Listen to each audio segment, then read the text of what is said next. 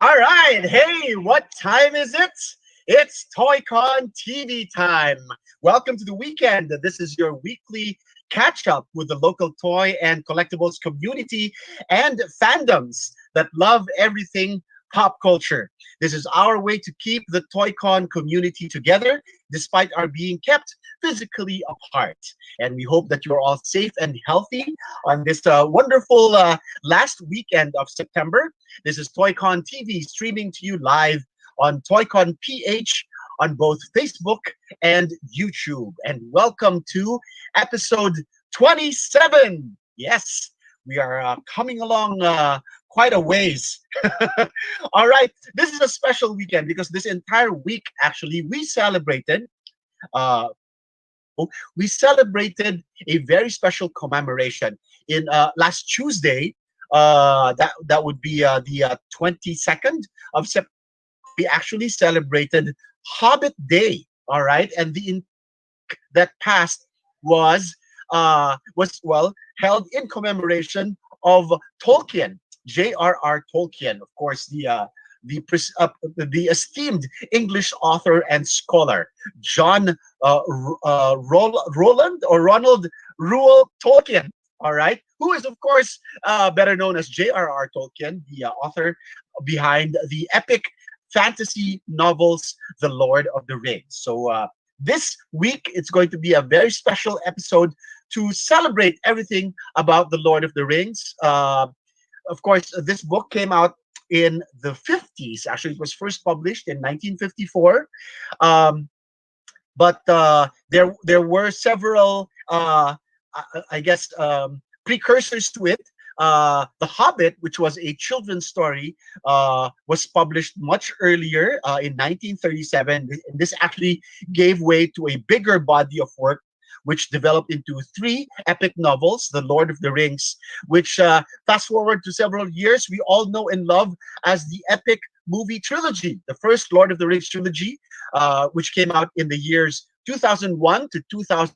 We all know and love those, as directed by Peter Jackson. Okay, all set in the magical country of New Zealand, and this is, everything that we've celebrated so far. If you are a fan of the books, or if you are a fan of the movies, there's a lot in store for you tonight, because tonight we are celebrating on TOYCON TV the Fellowship of the Fans. It's an entire celebration, everything about the Lord of the Rings. So let's bring in my guest host for tonight's TOYCON TV episode, the Fellowship of the Fans. He is, of course, pretty much a regular already on TOYCON TV, a collector of comic books and action figures, and also one of the leading cosplayers in the country. He is co-lead and group admin of the Philippine Tolkien Society, and has been a member of the Philippine Tolkien Society for almost 2 decades now.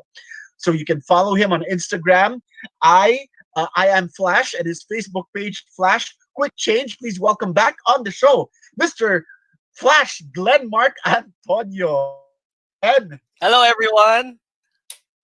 How's everyone? Happy Woohoo! 27th episode. Woo! So, Yeah, yeah.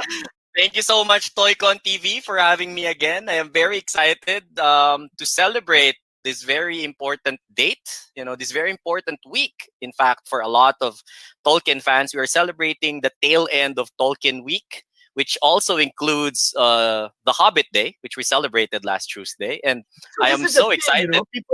Yes. people really commemorate Tolkien Week and Hobbit Day. I was surprised because I looked it up on the wiki, and there actually is a Hobbit Day. So Yes.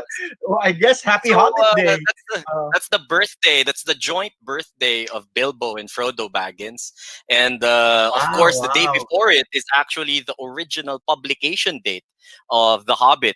Okay, so that is There you a, go. a two-hit combo, and then it extends all the way to the weekend. So that's why it's called Tolkien Week.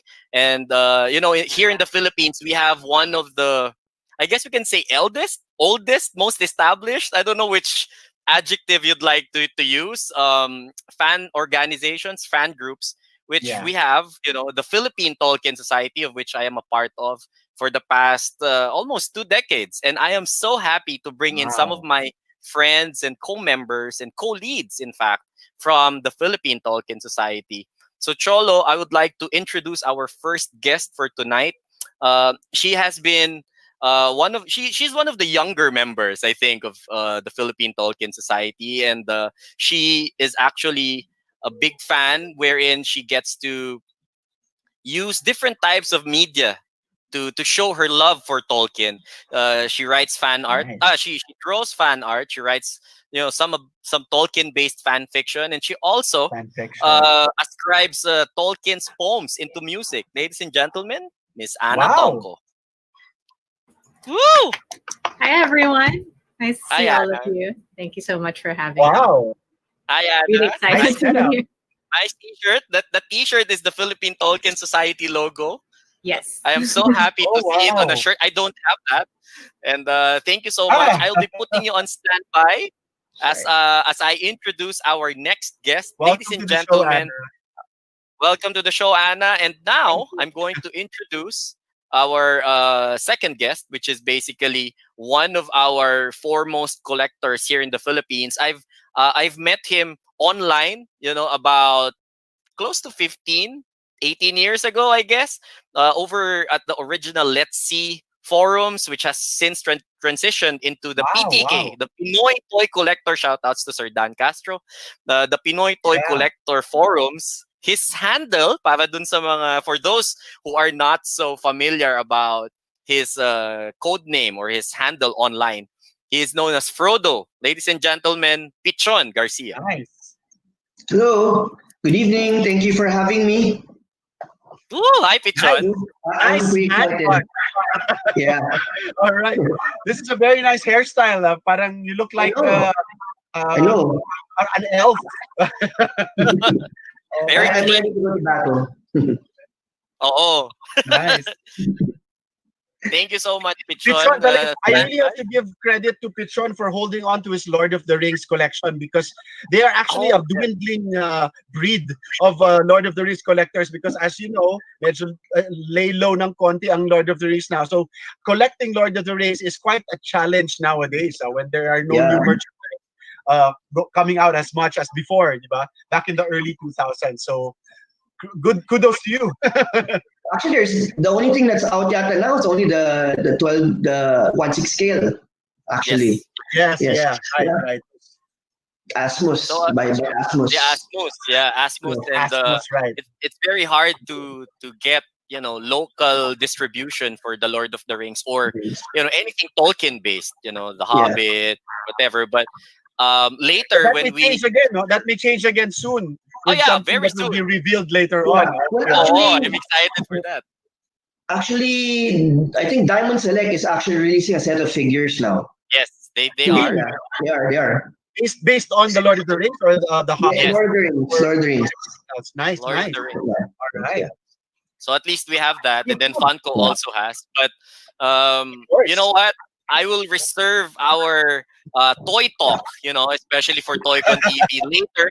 I will be interviewing Pichon for his collection that has been intact for almost 2 decades. Guys, Wow. take care of your toys. Take care of your toys. Good to have you Almost on the 2 show, decades. Piton. Thank you. Thank you so much. And next up is she has read The Hobbit, when she was 10 years old, and she had no idea that it was written by 10 the years great old. J.R.R. Tolkien himself, and she was just first in it for the dragons, and she has been an active Yes. member of the Philippine Tolkien Society since the early 2000s. So we can call us, entitos and entitas, and remains one of its administrators despite having moved to Boston, Massachusetts. Ladies and gentlemen, one of my good friends, and I'm so happy to have her here, Miss Chiqui Perez. Woo! Hi, Chiqui. Good morning. Good morning. Oh, wait, I gotta mute my mic. Hello, everyone. Yeah, so morning, hindi halata, but it's dawn here. It's morning here in Boston, Massachusetts. So Yeah. directly 12 hours ahead kayo. So Oh, yeah. I'm so happy And yeah, that I was in it for the dragons. Rabbit hole and of look what it got. what it's got me into. Right, great to be here. Yeah. Thank you for Okay, having thank me. you so much. Are there a few of you in your part of the world that are Lord of the Rings fans? Have you hooked up already with some other fans there in Boston? Unfortunately, wala Not as pa. much. Yeah. Although there was Okay. a screening of Tolkien, well, it's pronounced as Tolkien, by the way. Tolkien. Yeah, Tolkien. It was a screening of Tolkien, the movie, yung starring Nicholas Hoult. They had a premiere Alright. in Boston, but it was Yes. late night, so hindi ko na napuntahan. Sayang. There were some people there, I guess, na I could have hung out with Tolkien fans then. But Waved your Philippine anyway. flag or something. Representing for the Philippine Still very Tolkien much Society. Philippine Tolkien Society pa rin. Nice. Yeah, it's still Philippine Tolkien Society, Boston chapter. The Boston chapter. Yeah. So again, Chiqui Okay. here is one of our co-leads and one of our co-administrators, and Nice. we have been very active with fandom representation for Tolkien in its different forms. The Hobbit, the Lord of the Rings. Some of which also do cosplay. And now I will let Yeah. Chiqui do her thing. Chiqui, take it away. Mhm. Kindly All right. share with us, how you got into the fandom, what you are continuing to do for the fandom, and tell us your story. Tell us your story. Okie dokie, here we go. Right, first slide. Where is it? Oh, where's the first slide? Yeah, thank you. All right. Hi, I am Chiqui Pe Perez, and yes, I'm a co-administrator of the Philippine Tolkien Society. And with Glenn, he's one of my co-leads, and we've been, a part of the society for 2 decades. Okay, next slide.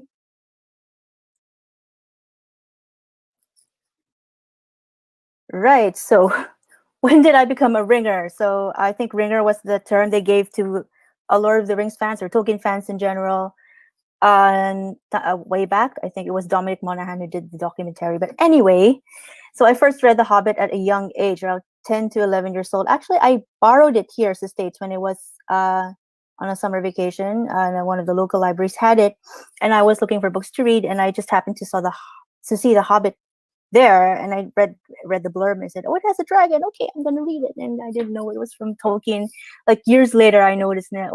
Oh my, it's The Hobbit. It's by Tolkien, and I read it and didn't even I was a kid. So yeah, so I only appreciate it later on very much. And in fact, the books on the photo right there is my collection, and it's the retro covers. It's I think it was a 70s publication. I'm not really, I forgot, but yeah, that was my box set, the one I got for myself. And I read The Lord of the Rings during my teen years, actually close to college, if not the college years. In the Philippines, at 16 years old, you're college already. So yeah, and it heavily influenced my college life. I mean, I was one of the writers of the literary folio of De La Salle, and my locker would be decorated with the Middle Earth map. Wow, I mean, I don't know, it kind of consumed me in college. And that's what got me through, because I shifted from pre-med to literature. And I guess Tolkien has a very big influence on me on that shifting. So, and yeah, I was pretty happier with that decision. So yeah, next slide.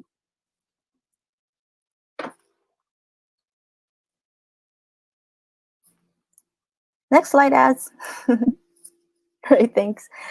All right, so during the college years, that was when the hype started building up for the Lord of the Rings trilogy. In fact, I think I knew about it a year before they started doing the major advertisements about it, and to tide things over, I read other fantasy stuff like well, of course, C.S. Lewis, Chronicles of Narnia, who was Tolkien's colleague in Oxford, and Chronicles of Bredane by Lloyd Alexander, who was pretty much underrated, but I think it's picking up. And Dragonlance, of course, dragons. So I got there. That's fueled my my love for dragons. Well, not much now, but then I was really into dragons. And of course, the animated Bakshi film, The Hobbit, was pretty trippy. But yeah, it was cute. It had the songs. It had those things that weren't in the film. Like I think that's the thing, that because since I read the trilogy before the films screened, I had I had a little a little idea. Well, I didn't have an idea how they look like, but the thing that is the songs. I think that's what I missed. Although when I first read The Hobbit, I was skipping through the songs. But anyway, next slide.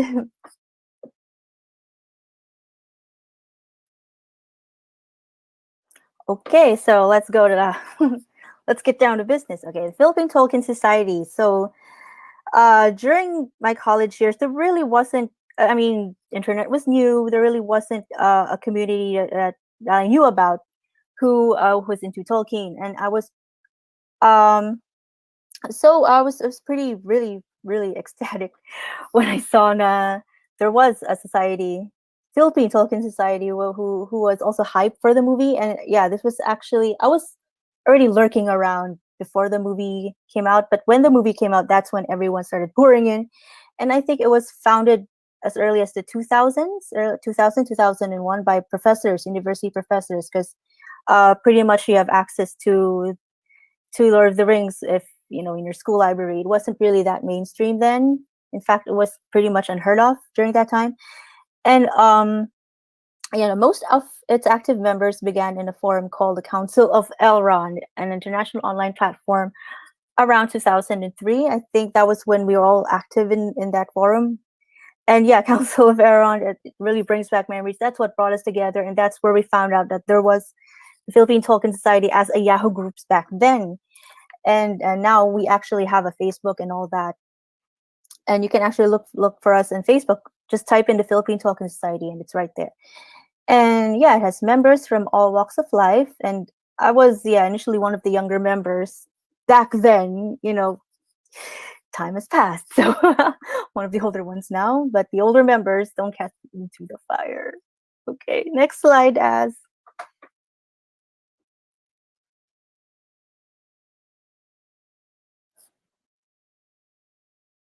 Okie doke. Oh, it's a bit darkened. The darkness, it took over.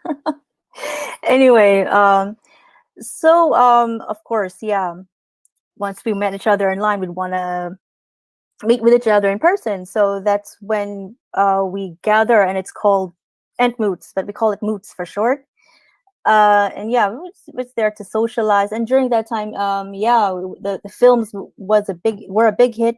So yeah, the gatherings were huge then. Actually, the gatherings in the photo, that's one of the more recent ones, around 2016, if I'm not mistaken. But we had moots way back, nearly every other weekend. In fact, we would meet. You saw in the picture right there, we were in Greenbelt, I think. Yeah, Greenbelt Shadow Best Coffee. Shout out. We were always there hanging out. And so that went through throughout the years. And people had got busy as they got older. Had kids, had families, named their kids after the Tolkien characters, and and some of us had to not really part ways, but geographically, like right now I'm in Boston, and so especially now, lockdown and all, so we also have virtual moods. So far we had a couple, and one major one it was open to the entire Tolkien Society. And yeah, we had a virtual mood. I think it was held a month ago or so. And yeah, we still keep in touch. And we still have a lot of plans for the Tolkien Society. This global health crisis wouldn't stop us, especially now that we have the internet. So yeah. Next slide.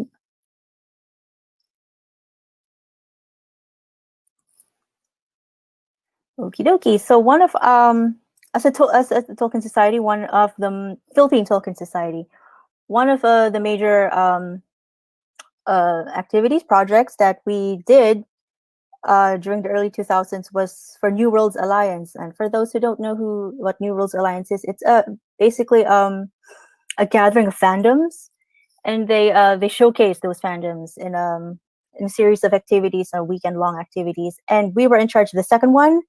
The Tolkien side was in charge of New Worlds Alliance it's entitled A Long Expected Party, which is derived from unexpected party from the Hobbits. So a little twist there. Excuse me. And and it was wow, it was a grand time. I mean, look at me, I'm reminiscing. Anyway, so people were in costume, and at that time we were dabbling in how we're going to work on our elven ears, and it was big. Lord of the Rings have boomed at that time because of the movies. Suddenly there was merch. Suddenly the books had alternate covers. It was pretty much paradise for a Tolkien fan during that time. And so there was cosplay during that time. There was toys, merch, merchandise, books, and books that weren't pretty much well known, like the histories of Middle Earth. They were starting to surface, and even until now, may his soul rest in peace, Christopher Tolkien, he kept churning out works that weren't finished by his father, and brought them out into the public. and which are now, I think they're still publishing some stuff. But yeah, so during that time, 2004, yeah, it was still sort of the peak of Lord of the Rings, and yeah, that made our activity as a long expected party pretty much very successful. So next slide.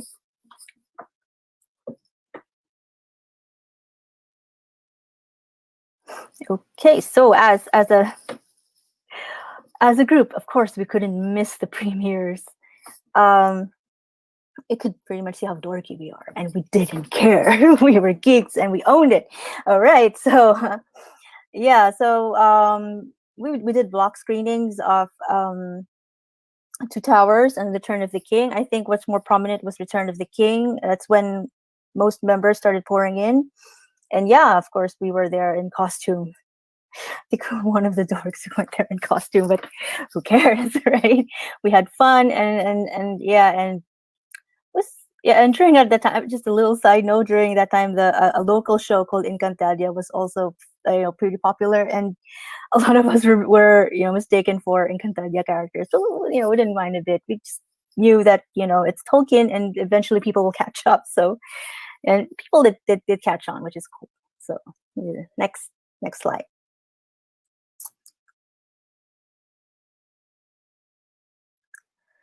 Okay, so as a society, as Philippine Tolkien Society, we of course we wouldn't let the opportunity to make merch pass, and and publications. We actually had our own publication. I think we only did it once, but it was pretty quality. And too bad I didn't bring it. I'm in Boston now, but I left it in the Philippines. But anyway, yeah, we had publications, we had merch, we had pins, and one of our pins actually made it into the hands of Sean Astin, who played some Ganji, and it was actually our very own Karen Gunawit who gave it to a friend to give it to him. So yeah, don't mind the caption. I was unsure then, but yeah. So Sean Astin knows about the Philippine Tolkien Society, and hopefully he still remembers. And we actually had more merch than this. I just don't have photos. We had a Tumblr cover thing. We had a whole bunch of stuff. So yeah, so they're in the hands of different members right now. Anyway, next slide.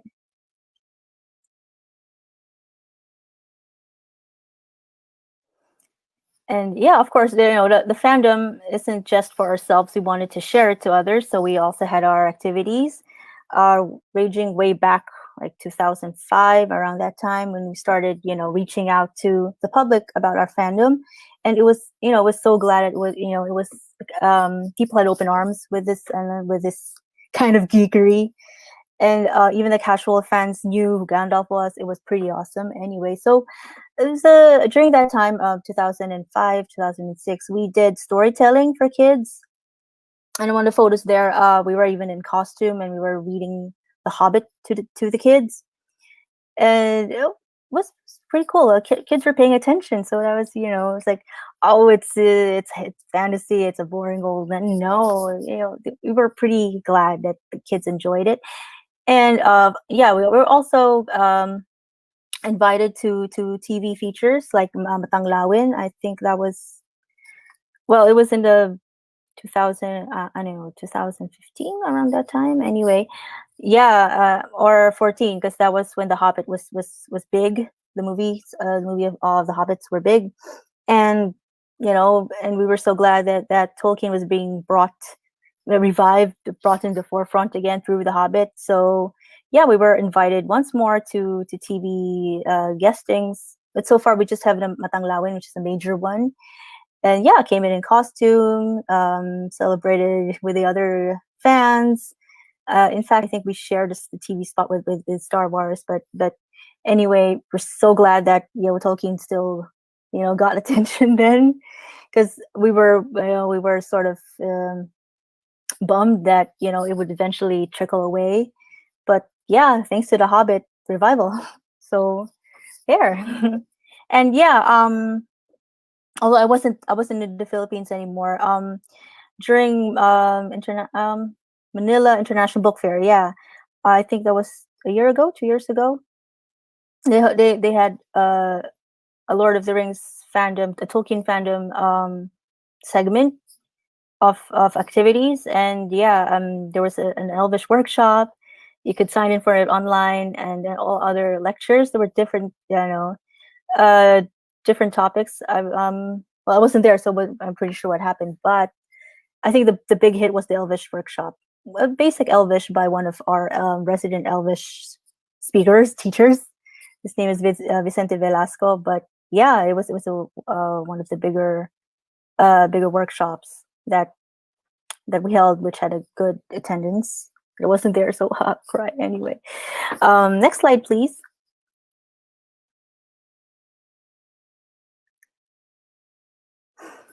And yeah, one of the things that near or far, wherever we are, we do the annual Tolkien toasts. This is international. It's not just the Philippine Tolkien Society.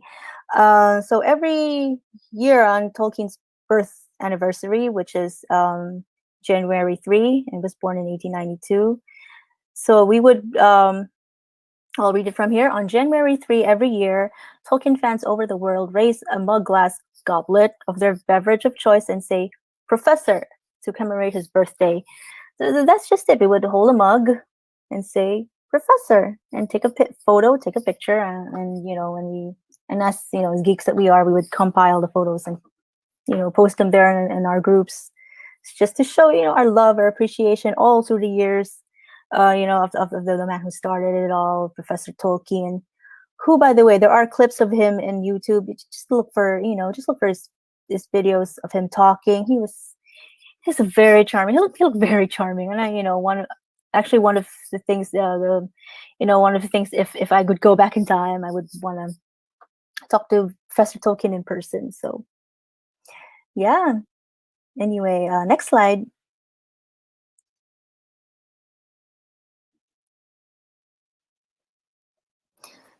So here,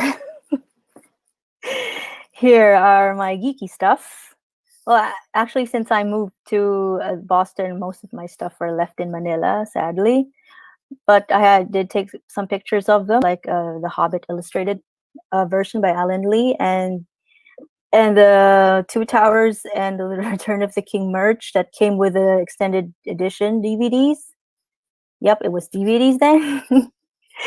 So yeah, these are the collectibles. It's too bad I didn't wait. That was the Lord of the Rings, because I didn't get the Two Towers, I didn't get the book ends, which were pretty epic, which I wanted, but wasn't able to get that, sadly. But my cosplay, yeah, I think was it was cosplay that actually brought out my love. Apart from the literature, of course, it was cosplay, and when the movies came out, wow! I mean, they did the movies well with the costumes. It was researched. It was kudos to their costume designer. I couldn't remember her name right now, but wow, it pretty much fueled along. Tolkien was actually one of my first Western fandoms, and yeah, and it kind of like did a little landslide from there, and yeah, actually the cosplays and the photos is me being Luthien. It's not original character. It's actually one of the characters of Tolkien in the Silmarillion, which wasn't in the movies, but was mentioned briefly during a scene where Aragorn sings. I think it was only in the extended edition. But anyway, yeah. So there's me as Galadriel, and there's me as one as the Valar. Again, it's not a movie character. It's a book character from the Silmarillion. Okay, next slide.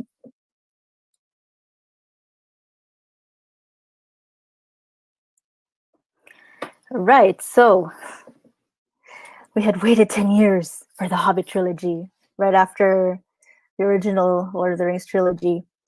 And yeah, people were very, very excited. And we were, of course, invited by then, we were one of the more established fandom groups in the Philippines, the Philippine Tolkien Society, even though for a while there was a bit of laying lows since there were no more movies, right? So, and then the Hobbit came in, and yeah, and the Hobbit characters, they were a whole lot, and I'm actually glad that they gave distinct characteristics, distinct appearance to each of the dwarves, at least for Peter Jackson's adaptation.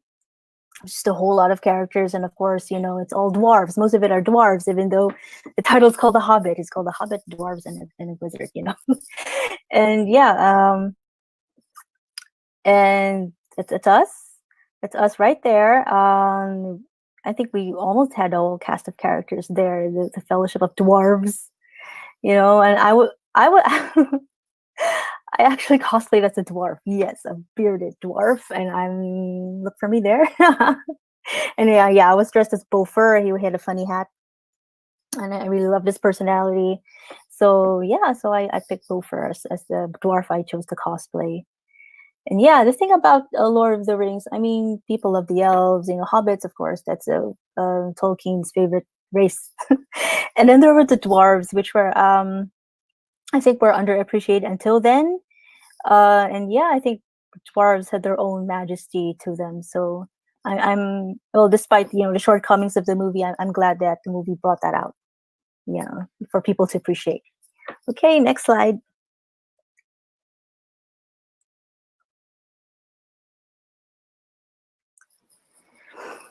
All right, so now that I'm in Boston, and I don't have personal contact anymore with the Philippine Tolkien Society, and coping. It's it could get better eventually after all this is over. But so far, I've been to Fan Expo Boston.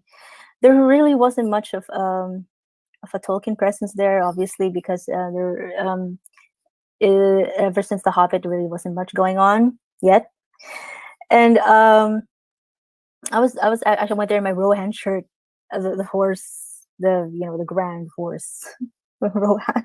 What am I talking? Anyway, yeah, and no one recognized the Rohan flag, the Rohan shirt, and I was sad. But it's like, someday you will realize that's a Rohan flag, or someday you will remember that was a Tolkien thing, And actually, it could have helped, if Fan Expo Boston this year, if they pushed through, because they could have invited the 4 hobbits, Elijah Wood, Sean Astin, Dominic Monaghan, and Billy Boyd.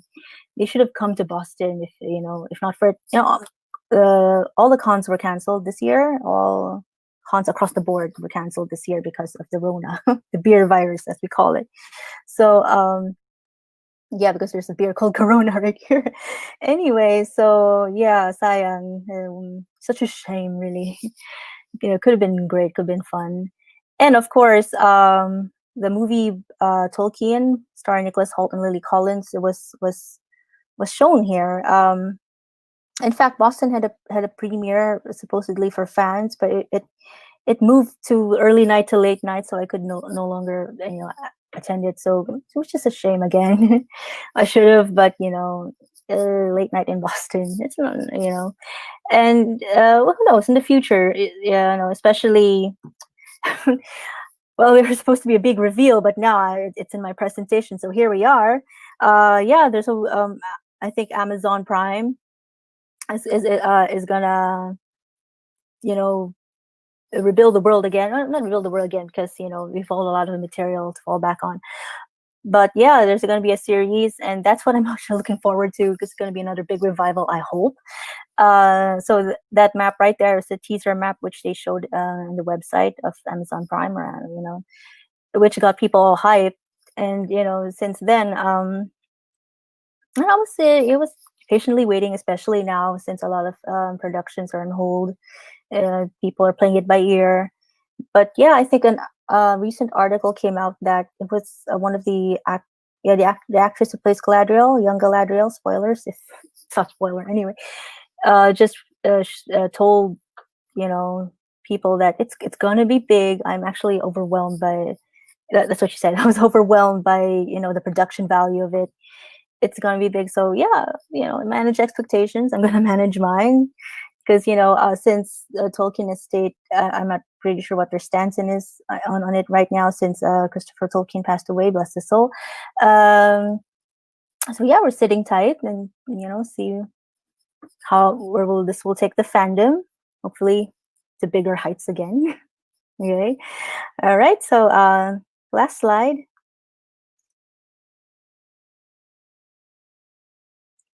Okay, so this is actually one of my favorite quotes, which I recently rediscovered. And this was actually not in the book. This was said in the movies, if I remember. Yeah. Yeah, I have found it as the small things, everyday deeds of ordinary folk that keeps the darkness at bay. Simple acts of kindness and love. Gandalf the Grey, the Hobbit. So it's like there's this emphasis on small deeds, maybe adding up, having a big impact in the world. Because hobbits, little people who actually brought a big impact to the fate of Middle Earth. And that's it. That's the beauty of Tolkien, of Middle Earth. Of he has such a vast genius mind of of creating worlds. And the Hobbit, smaller than the dwarf, he made an entire race that is very endearing, and I appreciate Tolkien for that, among all the other things which influenced my life apparently. So there that is my presentation, kind of all over the place, but that's okay. Trucking on. All right, thank you. Thank you so much. I think again, like for all of the viewers, that was pretty much a trip down memory lane. Like you showed a Yeah. lot of events that the Philippine Tolkien Society has been, active in and Mm-hmm. participated in. And what's beautiful about it is the friendships, that as the title of our episode today is, the fellowship of the fans. And over the years, a lot of the fans from the Philippine Tolkien Society, whether they have, met online or they have met in person, there's always that mutual love and respect, I guess. Mm-hmm. And fans are really just, like, oh, you're a Tolkien fan, and we should Yeah. probably, Yeah. have this like little What's coffee beautiful together. is that kahit may mga like little controversies about the movie book thing, it doesn't really bother us because Yeah. Tolkien, it really brings people together if you're if you're a fan. You generally don't have a lot of toxic fans. That's from my observation. Keep Whether away. local, Yeah. keep them away. Yeah. Whether local or international. The fans Yeah. locally, especially with the Philippine Tolkien Society, has been very very warm to each other. And speaking of fans, I'm going to bring this up because let's go with merch. And right now, I Mhm. want to introduce another guy. Again, thank you so much, Chiqui, for your talk. I'll bring you in later for our roundtable discussion. But next up, ladies and gentlemen, I have one guy who owns one of the country's biggest toy collection. Okay, merch. We're talking about merch, like TOYCON TV, TOYCON TV, TOYCON TV. So from 1/6 to 1/18 scale, and even Funko Pops. He is a self-confessed kid of the 80s, and so am I. But this guy is really different. He got introduced to Lord of the Rings through watching the classic cartoons of Ralph Bakshi and Rankin Bass, and it instantly became his favorite saga even up to this day. Ladies and gentlemen, for the PTK forumers that still remember his handle, Frodo, aka Pichon Garcia. Pichon, welcome back. Thank you for having me. Nice to have you here, brother. Thank you so much Yeah, for thank you agreeing thank to you be for part. inviting me. I feel very honored. So let's start off with merch, and I want to show this presentation that we have about how you got started. I mentioned earlier you got started with Ralph Bakshi, and Yeah. I'm interested. How did that come about? Like, was it a family thing? Like, did you watch it during Christmas? Well, actually, no. Because when we were kids, we used to go out, we used to go swim, and then what we do is when we head home, we usually go to the like a rental store. So we used Okay. to swim in Valle. It's called Valle Verde Country Club back in those days. So when I was a little kid, they had a small rent a video store or Okay. stall or what, yeah. So we used to, at that time it was still Betamax. No Oh yes. Okay. Laserdisc, no VHS. It was Betamax. So I'd always rent something there. Sometimes some cartoons and all that. So I was already aware of at that time. I was already aware of Flight of Dragons by Rankin Bass, The Last Unicorn, and I wanted to watch something else. I was always into fantasy. So my mom goes, "Oh, choose that one, Lord of the Rings. I read that book when I was young. It's a really good book. I'm sure the cartoon's very nice." Okay, so I got it. And then I also got actually also the Rankin Bass, The Hobbit cartoon. Yes, yes. Yeah, yeah. So that was really your introduction to it. Yeah. Betamax, of the Yes. Rankin Bass The shows. funny part about it is when I watched The Lord of the Rings first. So when I watched it, it actually got cut. It wasn't the movie. It was the cartoon wasn't complete because at that time I think the cartoon itself is over almost I think almost 2 hours. Yes, It's it was a pretty long. Yeah, the Bakshi cartoon. So at that time the Betamax didn't go past 2 hours. I think it was only like an hour and 30 or something like that. So it got So cut. you didn't get to complete. I never finished it. Even my dad got mad because we were all watching it. And what happened? They cheated us. They didn't tell us that the course wasn't complete. So So I again, was fast disappointed. forward to year 2000. Fast forward to year 2000, and in that era, we get introduced to the epic Peter Yeah. Jackson's live action Lord of the Rings. Yeah, I actually got saw it in that time because the internet was already picking up, and I started to go online, and I heard about the news. So I heard I Mhm. saw pictures, production pictures, even some scenes, and and of course I was so excited about the merchandise. So when I Let's heard talk about merchandise because you're one of the biggest collectors locally, and I think there's like a really big difference as far as like being a completist and probably being an army builder, and sometimes the lines are blurred, and yours is one of the most comprehensive that I've seen among some of our contemporary. Shout outs to Andrew Lim, Sani Alano, some of our fellow yeah, collectors from those it, days.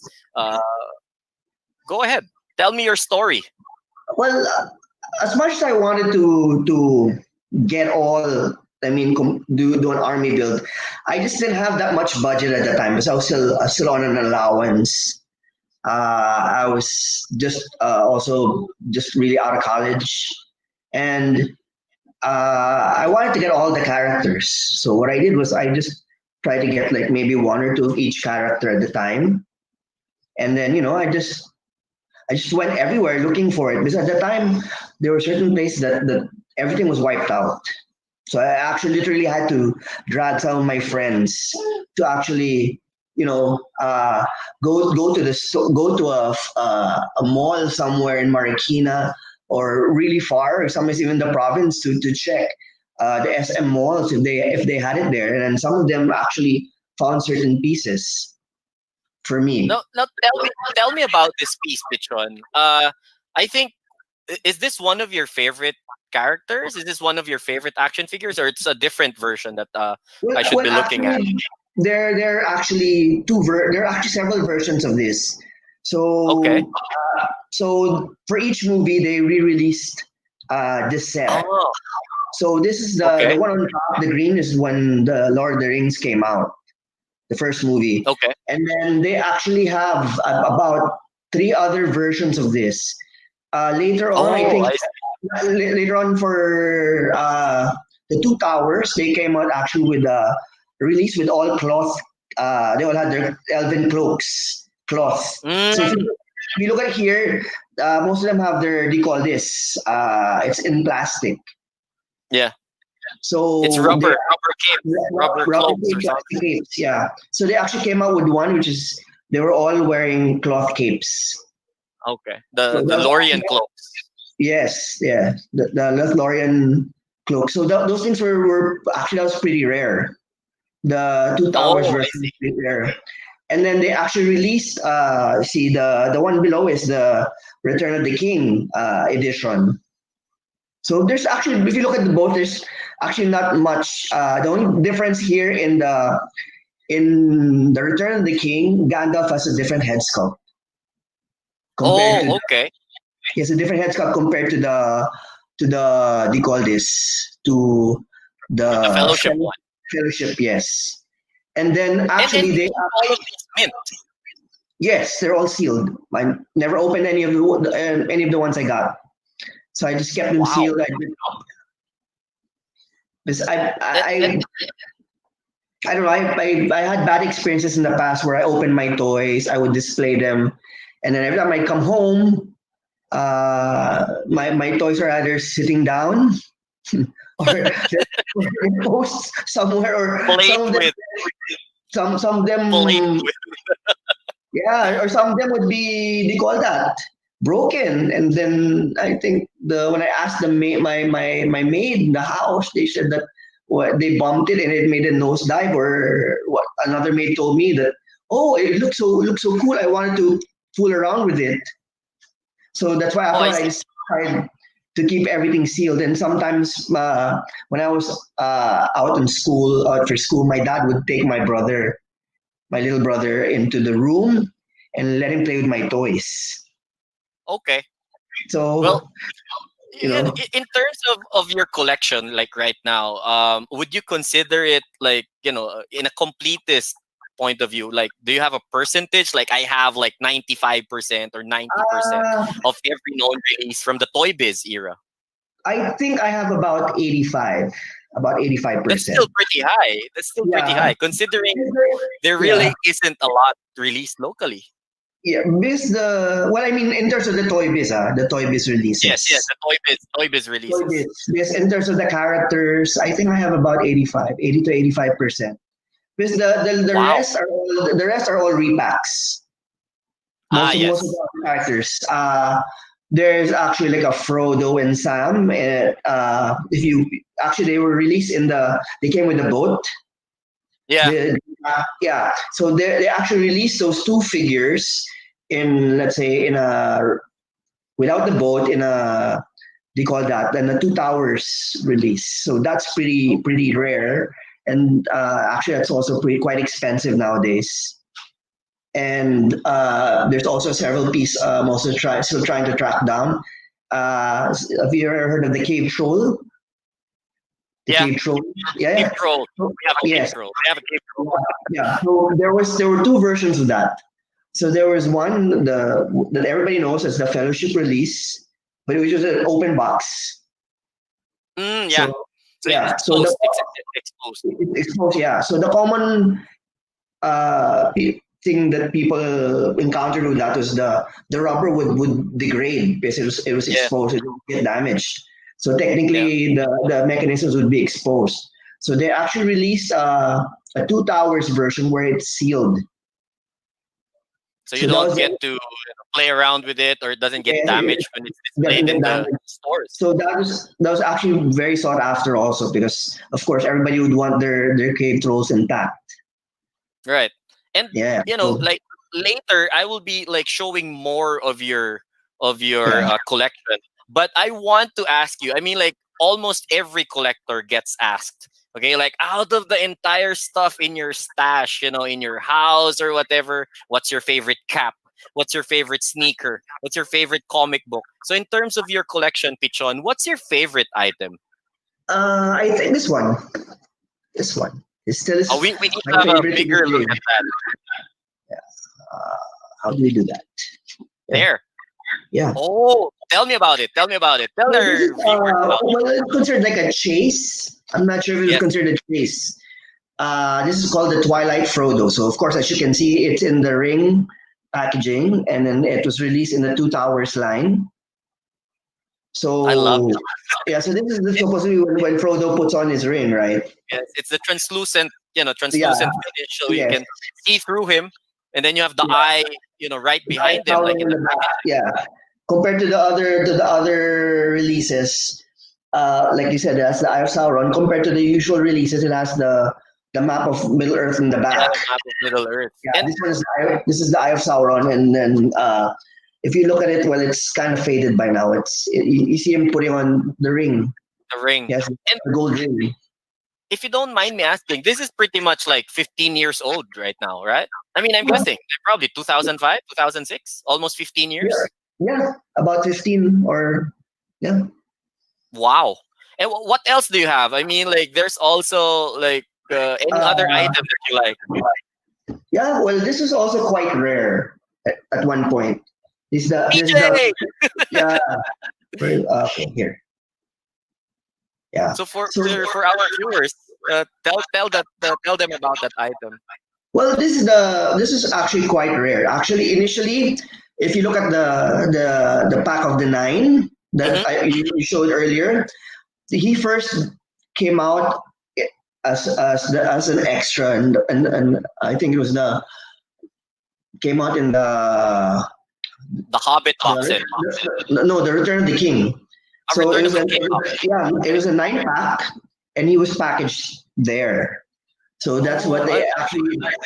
So everybody went crazy for this. So then when they announced that they were going to release a single pack, it was initially like maybe it was a limited release. I think it was maybe one or two per box per box. So at that time, I used to get my collectibles from at that time it was Best. Best used to Yeah. bring Green Hills. Green Hills used to bring this in. So what they do is for you to get him, you'd have to get the whole assortment. So that's the only Wow. way you're gonna get him. You're not allowed to just buy him. So you have to get the whole assortment. And then of course if you're one of the first, there's a certain group. I mean, let's say if you're the first five, you'd get him. Because of course since he was quite limited at the time, uh, it's a hit or miss. So if you were one of the first guys to sign up to get the whole assortment, then you're guaranteed Peter Jackson. I love it. And Yeah, guys, for those who can't like really see it, it's that shot wherein it's Peter Jackson as a hobbit. So yeah, it's the Peter Jackson head, and these were like before Funko era, which yeah, means this is the likeness of a non-cast member. Although technically yeah. we could consider him a cast member because he had a couple of cameos in each No, of the yeah, movies, right? I think he yeah. was a corsair, a pirate in Return of the King, And he and he was was a Rohan soldier. The, yeah, in and he was in also the Helm's they Deep. call this a drunk one of the guys drinking Yeah, in the tavern in the prancing yeah, the pony. Green Dragon. The Yeah, Prancing Pony. Sorry, yeah. So he was drinking. yeah, yeah. And we'll continue on showing the rest of your collection. We'll just float it, and while the TOYCON team is again, thank you so much TOYCON team for Yeah. having Thank you for so giving much us for this opportunity. While you're floating images of Pichon's collection, have you ever considered selling any of your items like in the past? Like no, did the thought even cross your mind, like, oh, I need to no, no. so it I was love really yeah, because these things took me a while to get, and until now I'm still looking around for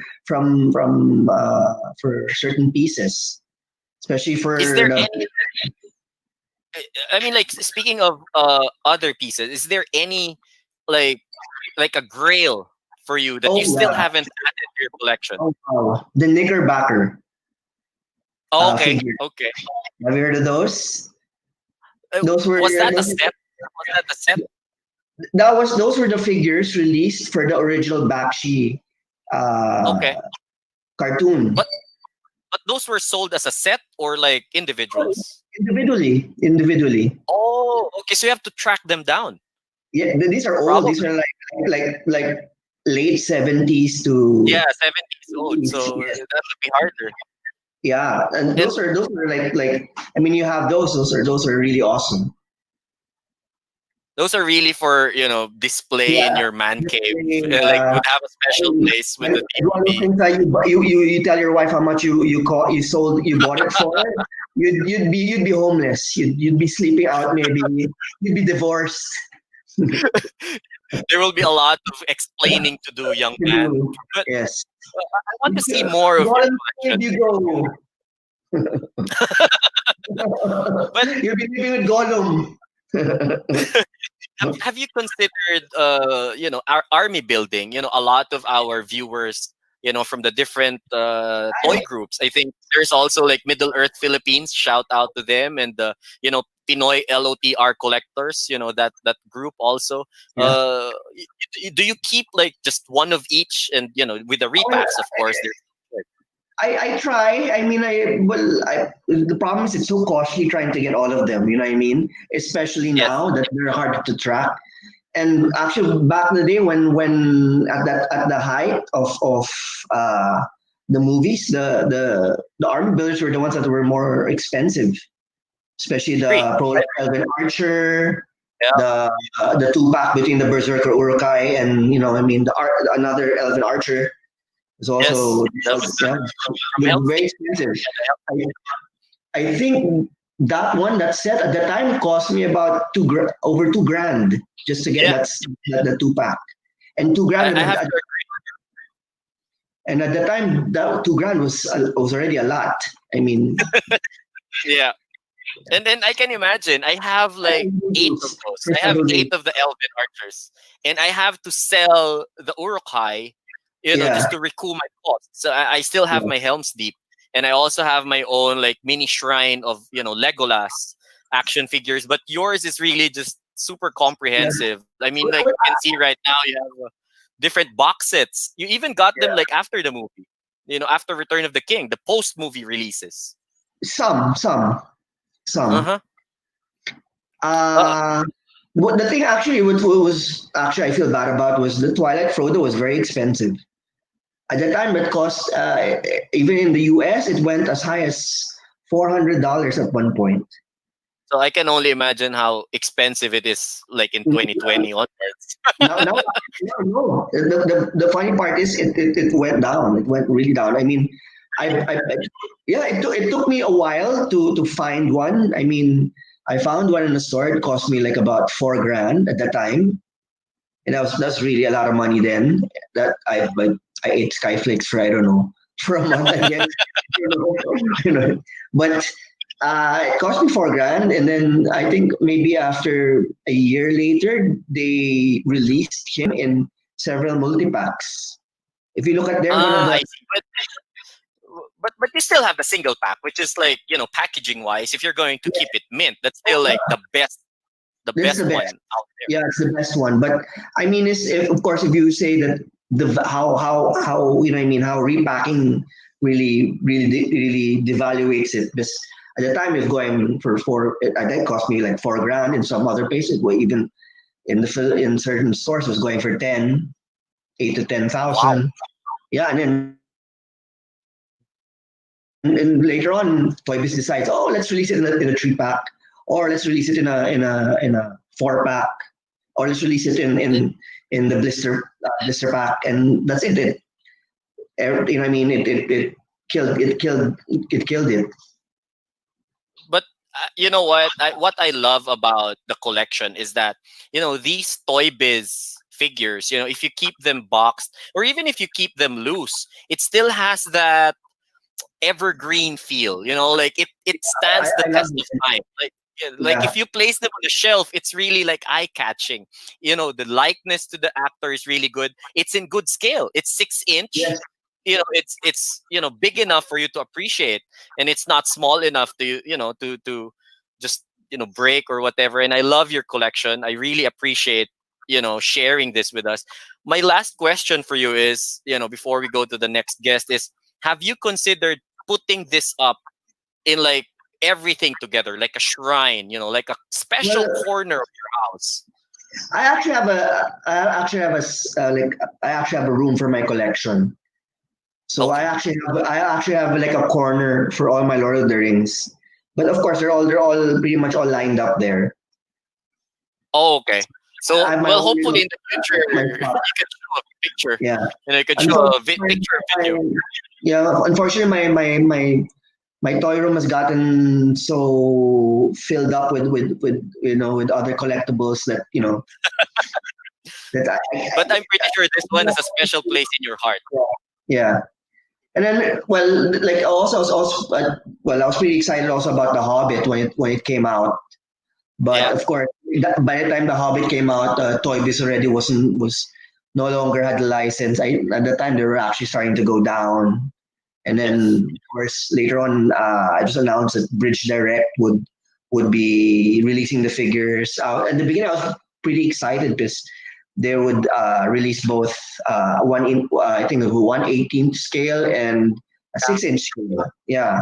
So eventually, I actually tried looking for the figures, and they were pretty hard to come by here because I don't think there were a lot of stores that brought them in. I think several specialty stores, and the 6-inch wasn't also released.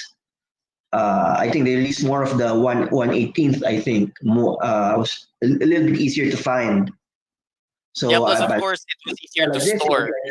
yeah, like Oh, okay. imagine, yeah. So like let's say like Bilbo, and I mean if you compare it to Peter Jackson, I mean it's sad that you can't blend them together. I mean they're nice Yeah. pieces to have, but I mean as you can see, he's so small.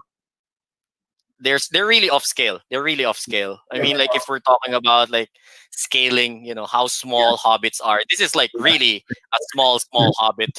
Like a baby hobbit. Baby Like hobbit. yeah, toddler. But again, thank you so much, Pichon, for sharing your love and your fandom with us, and a peek of your collection. And hopefully, in the near future, TOYCON TV gets to have that opportunity to probably share a photo or a short video of your updated man cave. Probably 1 or 2 years down the line when you finally have time to set it up, and we'll bring you My back son later. always asks me about it though. My son always asks Oh, me go about ahead. yeah. So he asks me, "Who's that?" Of course, I tell him about it. I tell him like, "Oh, it's one of Papa's all-time favorite movies. Papa grew up watching the cartoons, and oh, I got to read some of the book, and sometimes I initially first let him watch the regular version because I think the extended's a little too long for him. So I know that there's even one with a even longer and better story. And he'd be like, "Yeah, really? So you want to watch it? Okay, I have it. Like, we can watch it upstairs." And I'd bring him upstairs and we'd watch. The next generation of fans. I mean, Yeah. introduce them to the next. But again, we'll have a roundtable discussion later. We'll probably talk more about influences of Tolkien in your life, and your thoughts about an upcoming show, which we can talk about during the roundtable. And right now, again, thank you so much, Pichon. I want to bring in our next guest. Yeah, thank you.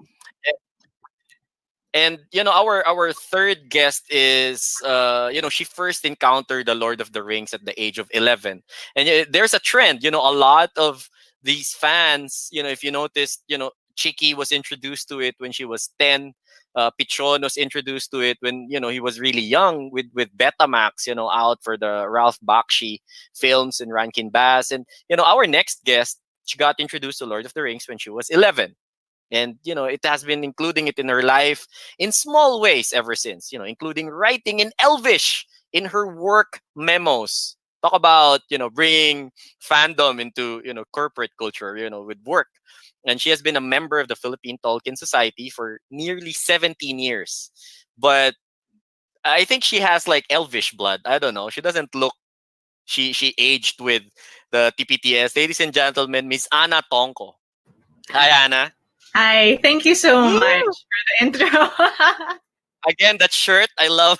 Again, it's one of those rare merch that TPTS has. That's the TPTS logo. It's widely recognizable among local fans, and I appreciate you having being a part of tonight's TOYCON TV episode 27. And I would love to hear your story. I want our viewers to hear your story. How did you incorporate Tolkien in your life? Tell us about it. Probably would be easier to talk about how I didn't incorporate it on some level. Okay, so let's talk about it. Slides.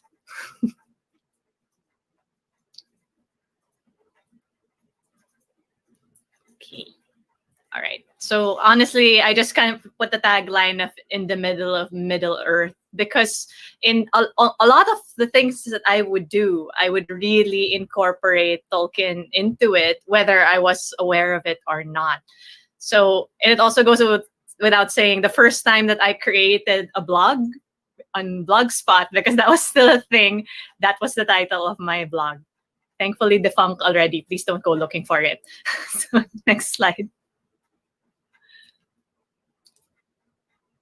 So as I mentioned earlier, it's really started from the books and the films, because when I discovered them, they kind of were close together. So next slide. Yes. So funny enough, I actually didn't start with The Hobbit. I discovered The Lord of the Rings first because I found the Fellowship of the Ring in the library at my elementary school. And I just kind of got started into it because I was really interested in the fantasy genre at the time. And this is just one of those things that kind of seemed to stand out. And then when I found out that it was a whole other thing, I started looking for more works by this author. So I kind of read it in reverse, where I did The Lord of the Rings first, and then The Silmarillion. And only after The Silmarillion did I think to read The Hobbit. And the reason that there are those are the movie covers now is because I lent my original copies to a cousin and never got it back. But I have no issues with buying multiple copies. So, and I have one more copy there, that big black one on the lower right. That's actually all 3 books together. So that one lives in my condo because I work in Pasig, but I still go home regularly to my family in Las Piñas. And it did not cross my mind that it was possible to not have a copy where I was living. So the 3 separate books live here in Las Piñas. The solid, all 3 books in one copy stay in Pasig. And even for the times I'm traveling, I keep a copy in my Kindle because I have not gotten tired of returning to these books now and again. Next slide. And of course, once the movies came out, I was absolutely hooked. Honestly, the extended editions in my mind are the only versions of the movie. So in the times that I do catch them screening Lord of the Rings on HBO, I'm slightly confused. I'm like, wait, they're missing a scene. And I have to remind myself that, oh, wait, no, it's extended version. And it's because of these extended versions, really, it's the only reason why I have kept a laptop with a DVD drive. Like I'm pretty sure like all the other laptops now have gotten rid of the DVD drives. I have gotten a new laptop just for the sake of it being lighter and easier to carry around. But I haven't thrown out the last one because I need the DVD drive just so I can watch these. That is genuinely my only reason for keeping it. Next slide. And after that, actually, the book collection started growing as well. Although, as much as possible, I would also get it on my Kindle, or I would borrow from other people because books are expensive. But just like funny stories, like the way for me to grow my book collection was really through gifts. So I was never quiet about the fact that I was a fan. So my family members always knew about it, and they always knew what to get me. So that Tolkien Illustrated Encyclopedia, funny story, I requested that, and I got it as a gift to celebrate my confirmation. Yes, I found every excuse to get the gift because it meant adding to my Tolkien library. The complete visual companion, I received it, I think, as a kind of a reward to myself when I passed my math class because I was really bad at math. I was failing a lot. So I felt that this was very much deserved. And then the location guidebook was a gift when I graduated from high school. So in all of the celebrations in my life, I made sure that Tolkien was a part of it, whether I was aware of it or not. Next slide.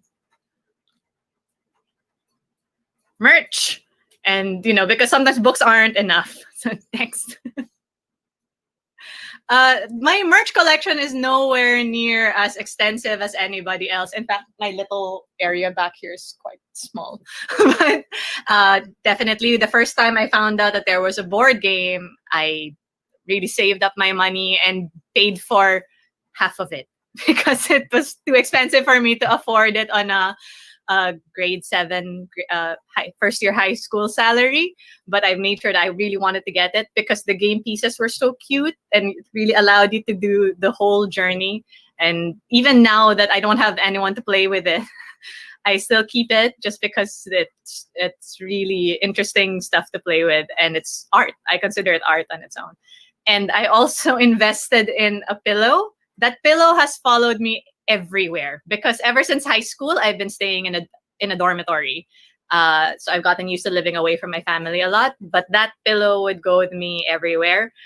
I cried into it during my breakups. I would rage at it and kind of punch Arwen's face because reasons. Because during the times I was so frustrated with schoolwork, etc. And yeah, so that followed me through high school, through college, even at work now. That stays in my bed. I don't know if that's creepy, but I genuinely love that pillow and I don't see myself getting rid of it anytime soon. And this one, I don't really know if I can consider it merch per se, but these are the original tickets, the one on the right, that I got when I attended the premiere screening of The Return of the King. And I remember that there were raffles being held there. And I think I just got a gift certificate. But in my mind, because I won that at a premiere screening, it was worth saving. And that's why up to now, I still have it. Next slide.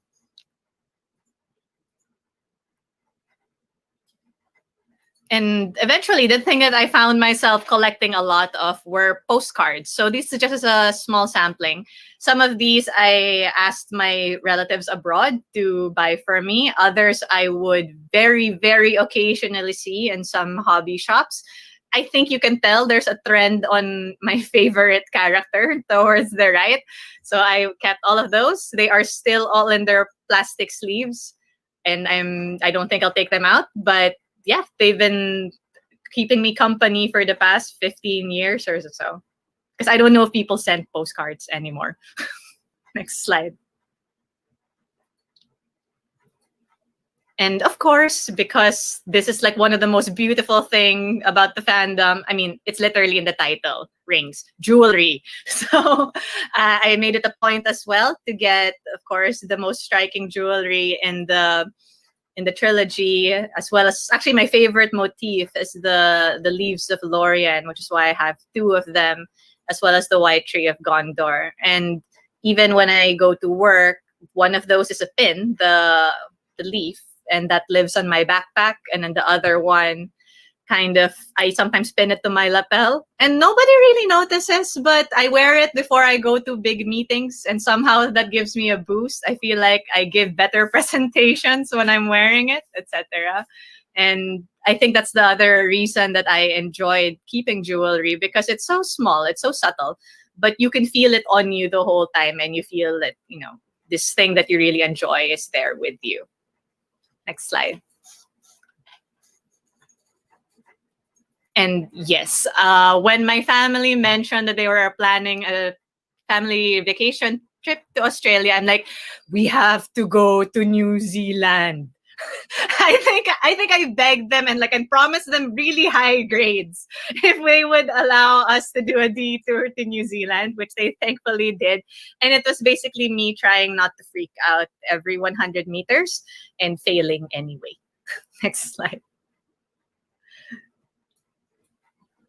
So these ones, and actually we can just go through these real fast, but it just goes to show like all of the places that to any casual viewer, it's like, okay, it's a dirt path, it's a low-hanging tree that's so muddy, why are you going down there? But for me, I'm like, oh God, I have to go down there. That's where the hobbits were hiding before the Nazgul nearly found them. I have to go there, take my picture. So that happened, and that happened in nearly all the locations that we went. So next slide. Yep, this one I think we can just go a bit quickly on these. Yes, so this is just one part of what they said was where they filmed the scenes on the River Anduin. I'm half hanging off a very thin bridge, but I needed this photo, so there it is. Next slide, please.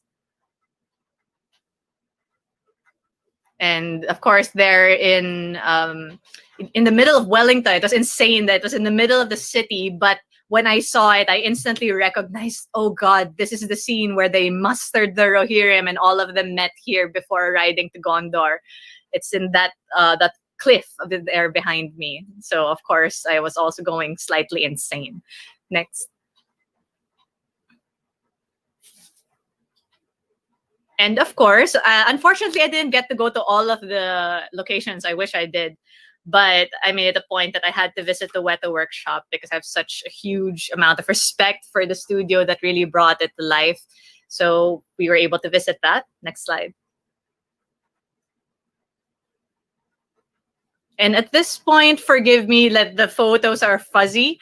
And there's a very good reason for that. My hands were genuinely trembling the whole time that I was there because it's, oh my God, the actual movie items were here. And actually, some of the people who had worked on making the props for the movie were there manning the Weta Cave. So being able to talk to them was a huge experience. And then next, possibly the hugest experience of my trip in New Zealand. So I was wearing the Tolkien Society shirt when I visited, and the guy behind the counter noticed, and he's like, "Oh, so where are you from?" And of course, I explained I was from the Philippines, huge fan. And they're all like, "You traveled such a long way. Here, you get to hold the One Ring. This was used in filming." And I nearly died. Oh my God. You can kind of see. This is me like hyperventilating. I'm freaking out so much that my eyes are just lines at this point. But yeah, definitely a high point of, if not my entire life, like my entire childhood at the very least. So next slide, please. Of course, as mentioned, part of the joys of being a fan is actually finding a community to celebrate it with, knowing that Frodo lives, not just for myself, but for other people who share the joy with me. So I was very lucky that I was able to find those communities, and they were very welcoming ones. Next slide. So actually, I found my start on Multiply. Uso pa ba yun? Ay, wait, defunct na pala. So probably not a lot of people know what Multiply is. But yeah, that was like my first social media presence. Of course, I posted about Lord of the Rings there. Eventually started a blog. And eventually also went on Live Journal. And as I think it was mentioned in my intro, one of the ways that I expressed myself as a fan was, yes, through writing fan fiction. I drew an amount of fan art. I did certain like compilation of fan videos, especially after the movies came out. I at one point even started putting some of Tolkien's poems to music. I think my favorite was the Song of Galadriel. I sang of leaves of gold. I actually like did the whole thing and then posted it on Multiply, and I forgot to pull it out before Multiply shut down. So that's just lost on the internet somewhere. So, but even then, up to now, like, of course, on Yahoo Groups, that's where I found the Philippine Tolkien Society. But even now, surprisingly, even with the fandom supposedly in a kind of a quiet phase, they're very much active on Facebook. There's still lots of new posts on Archive of Our Own, on DeviantArt, etc. And I was able to meet with fans from around the world because of these sites. And of course, next slide, there was no bigger one than the Philippine Tolkien Society. At least they were the biggest one in my mind. So this is the first Tolkien event I attended. I think you can see me. I'm the super skinny, awkward-looking kid in the red shirt to the left, where the only merch I had was the only thing I could afford at the time, which was a baseball cap with the Lord of the Rings logo. And I wore that, I think, for 3 years. Everywhere that I went.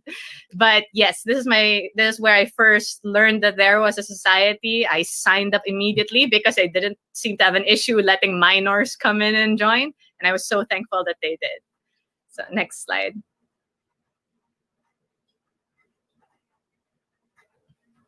Yeah, next slide, please. Yeah, so actually this is similar to the picture that Chiqui sent, because actually a lot of our pictures are kind of lost to the bowels of the internet. Because at the peak of our meetings, it was usually around the time that Multiply was a thing, and Flickr and Image Station and all of those photo sharing sites that are now gone. And I don't know if we were able to recover all of the photos. But this is one that was about 7 years ago, actually. And there's still a small one. But it really made me so happy that you'd think that after a while we'd run out of things to talk about, especially at the fandom at a time that there was not really a lot of new material. But still, every time we would meet, there was like something new to discuss. They would share something new that they realized about the book or the film, or even other experiences they had with other fans. So I've never attended a quiet moot. I have never experienced one. The only time that we were ever quiet is probably when doing movie rewatches. And even then, during some points, there would be people shouting and crying and all of those things. Next slide.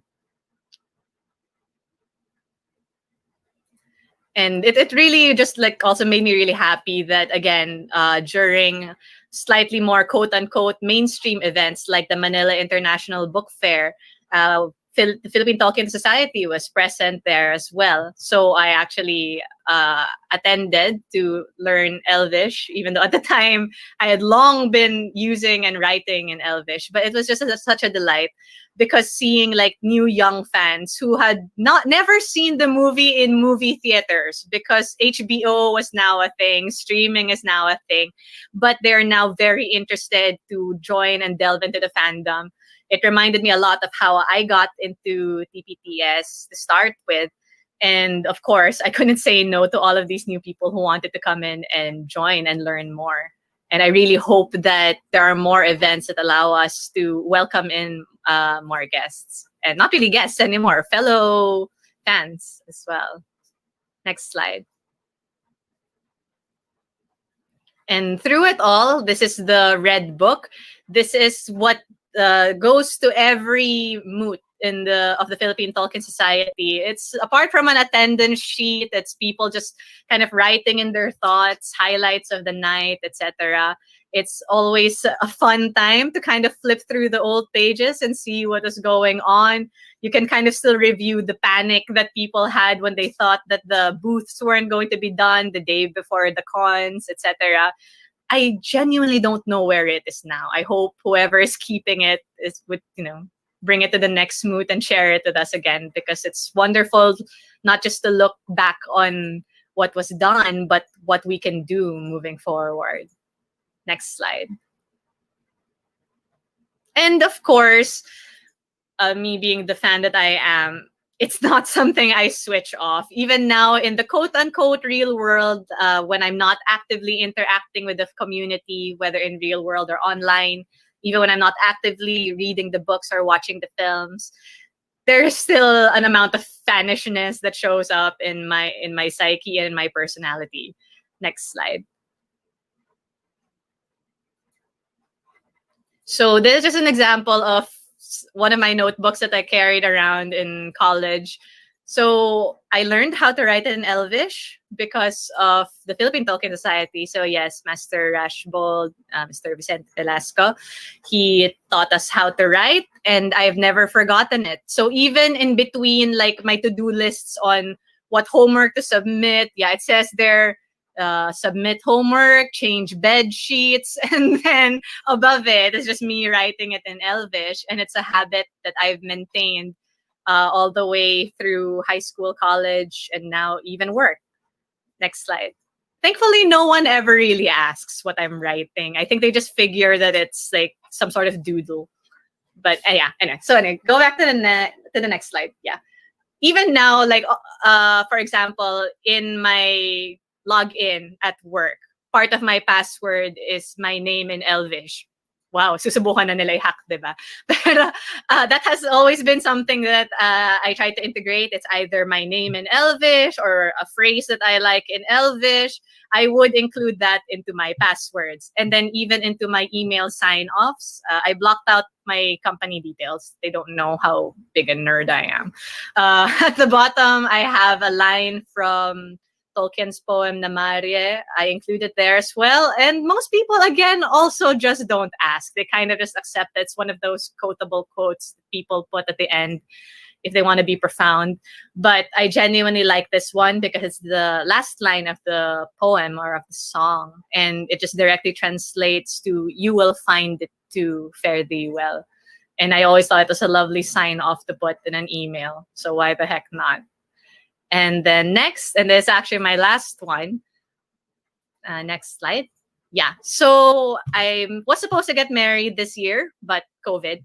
And when I was thinking of what my engagement ring would look like, because my fiance allowed me to kind of like, yeah, figure out what engagement ring you want and we'll get it done.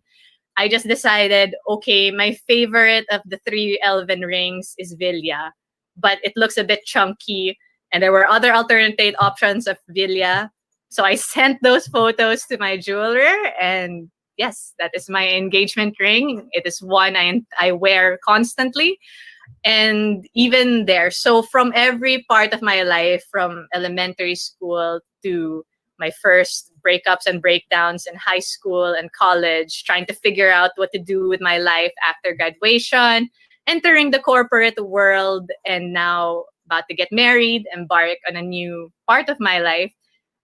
The fandom, being a fan of Tolkien and just Tolkien in general, has always been with me, and I don't see that changing. Probably a little less fan fiction now and more on buying merch now that I can afford it. That's why we take care of our salaries.